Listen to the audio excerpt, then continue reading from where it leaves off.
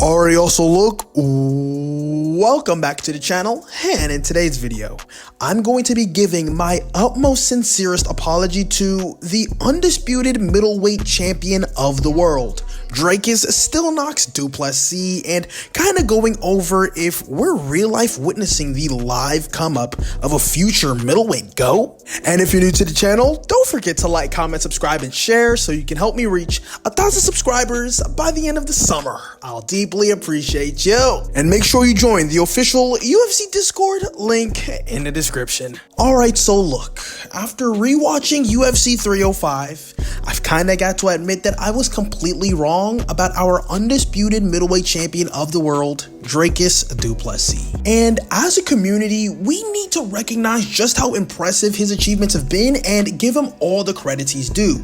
But can we take a moment to really think about what makes Dricus so unique? Because the truth is, he might be the best at not looking the best in the UFC, and that statement isn't even an exaggeration, it's actually an understatement. Because when you watch Dricus Du Plesis fight, it's hard to not notice how unconventional he is, and not necessarily in a good way. He's incredibly sloppy at times, makes so many mistakes, especially on the feet, and when you compare him to the technically sound fighters he's faced in the past, he doesn't stack up to them in the same way. Whether it's his striking or his footwork, he doesn't have that polished, textbook style that we as an MMA community are usually associating with elite fighters at the top of the game.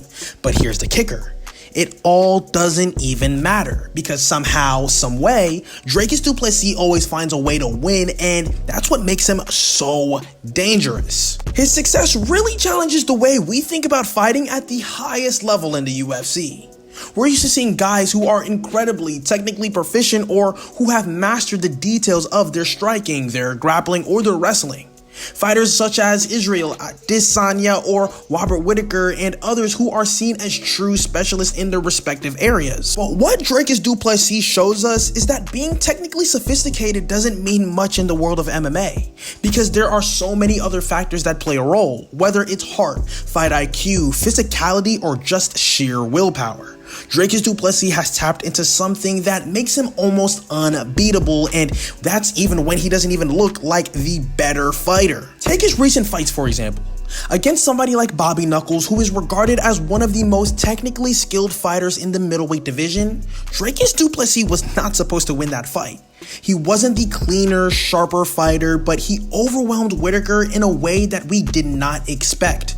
Then against somebody like Israel Adesanya, a guy who is known for his striking precision and his defensive skills, Dricus Du Plesis showed that precision and defense aren't everything. He imposed his will against Israel Adesanya and then showed that technical mastery does not always equal to victory in mixed martial arts. And look, in my UFC 305 critical retrospective, I clearly mentioned that I think Dricus Du Plesis has a real shot at holding on to the middleweight belt for a very long time, and I stand on that. It is clear as day that fighters everyone thinks will beat him just don't seem to have the right formula in order to get it done.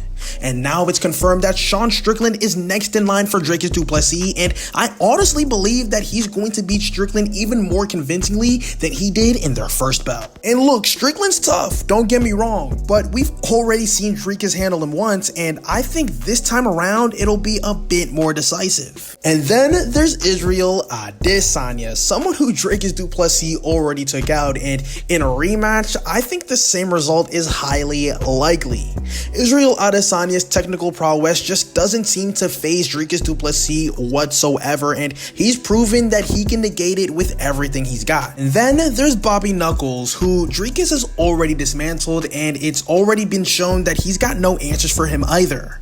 That leaves us with only one possible contender, Khamzat Chimaev. Now Khamzat, he's kind of a wild card because he's got the wrestling, he's got the aggression, and then he's got the cardio to give anyone trouble. But for Khamzat to get a shot at Dricus, he'll have to get through Robert Whittaker first, and if that doesn't happen, then I do not see anyone in the middleweight division who can realistically stop Dricus Du Plesis as of right now. At this point in time, it feels like middleweight glory is just in the grasp of Dricus Du Plesis, and if he keeps fighting the way he's been with that unorthodox and gritty fighting style that just somehow works, then we can be looking at a long reigning middleweight champion. And it's kind of funny how the guy who doesn't seem to have any type of technical finesse to others has managed to find the perfect formula in order to dominate some of the best fighters in the world. And if there's only one thing UFC 305 has shown us, it's that you can never count out Dricus Du Plesis, no matter how sloppy he appears.